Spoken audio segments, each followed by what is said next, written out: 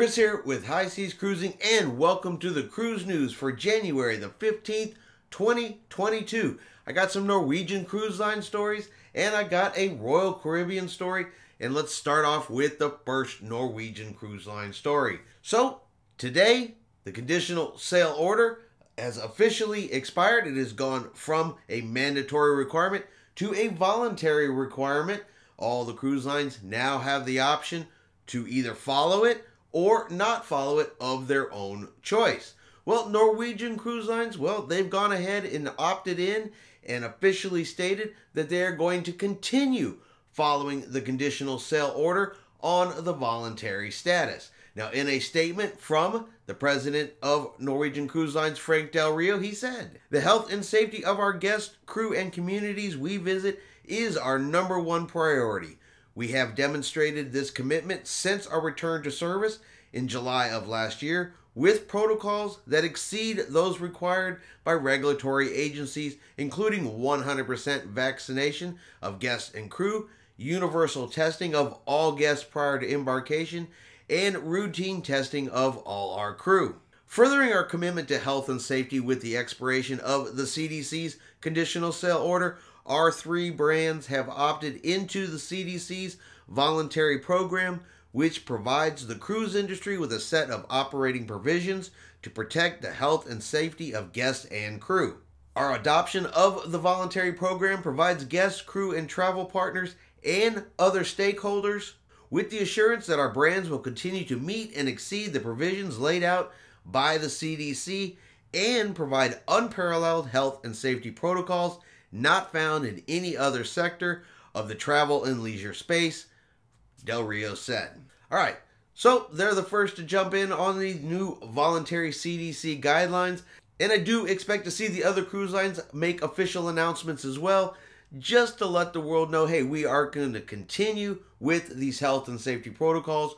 We're going to continue operating with the CDC, working together with the CDC to provide the best service we can for health and safety for passengers, crew, and locations that they visit. Now, like I said, the cruise lines don't have to do this.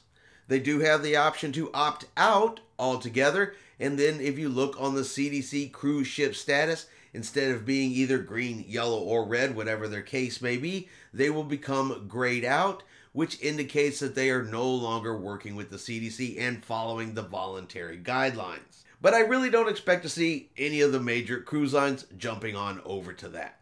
But this also comes with news from Norwegian Cruise Lines that the Norwegian Gem, well, she has had to cancel the remainder of her cruise, and she is returning back to New York. So they sailed from New York on January the 9th on what was supposed to have been a 10-day voyage, visiting the Grand Turks, St. Thomas, St. Martin, Tortola, and Amber Cove. But it didn't take long. They've been on the ship just one day, the very first evening after they departed, and they were sailing. They got notification of some pretty severe itinerary changes. And that started with 2 of their cruise ports, Grand Turk and St. Thomas. Well, they were dropped from the itinerary. And those 2 ports were instead turned into sea days, giving them a total of 6 sea days on a 10-day voyage.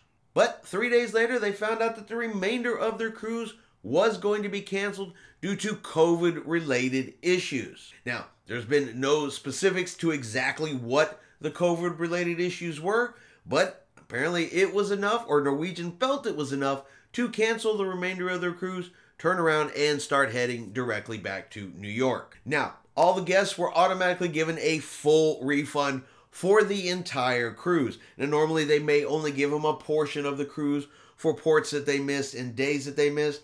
But I think in this particular cruise, because it kind of started the very first evening, multiple changes, multiple itinerary changes, and then just to be like, whoop, the rest of your cruise is canceled, they went ahead and are refunding 100% of the cruise to those passengers.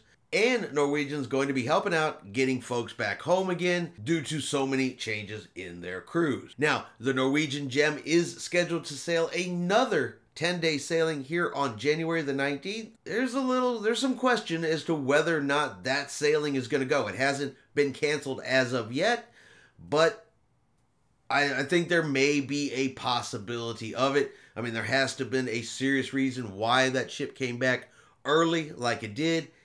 And so I think there's a chance that it could affect the next sailing as well. If you're scheduled on the Norwegian Gem out of New York on January the 19th, I would definitely keep an eye on your emails just in case there are any changes to your cruise as well. And finally, we have some cruise cancellations for Royal Caribbean's Independence of the Seas. Specifically, there have been 3 cruises that have been canceled. All right, so one of them was actually supposed to sail yesterday on January the 14th, and that was a scheduled charter cruise, and that one has now been canceled. Then on January the 22nd, that cruise, which was a short 2-day cruise from Port Canaveral to Royal Caribbean's private island of Coco Cay, that one has been canceled as well. And then on January the 24th, there was a second charter cruise that was scheduled to go out, and that one has been canceled. Now, all guests involved with the charters, that of course will be handled by those that have scheduled out the charters themselves. All refunds and everything will be handled through them. The January 22nd short 2-day cruise from Royal Caribbean, all those guests have been or will be informed through their email about the cancellation and their refund options, possibilities, and anything extra Royal Caribbean's going to provide for that cruise. So as this COVID Omicron continues to roll on, continues to give us problems, we continue to see cruises canceled mid-cruise, we continue to see cruises canceled before they even get started, all based on COVID-related items. Specifically, what COVID-related problems they are that have caused these cancellations, they didn't really say, but we need to make sure everybody is aware of any cruise cancellations that are coming up as soon as we see them. All right, I hope you have enjoyed today's video. If you have, do me a favor, hit that like button. Have yourself a great day, and like always, we will see you out on the high seas.